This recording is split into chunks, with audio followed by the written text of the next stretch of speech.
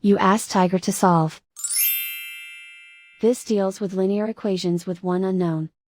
The final result is x equals 4. Let's solve it step by step. Simplify the expression. Expand the parentheses.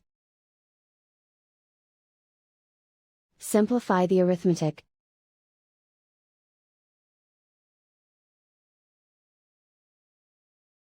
Group like terms. Simplify the arithmetic.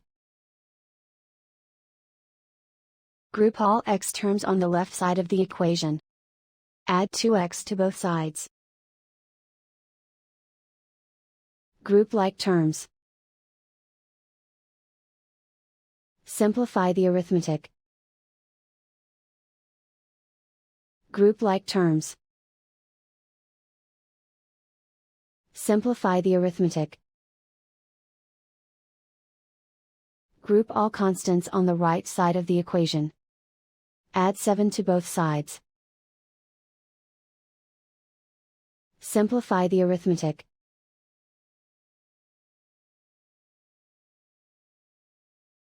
Isolate the x. Divide both sides by 5. Simplify the fraction. Find the greatest common factor of the numerator and denominator. Factor out and cancel the greatest common factor.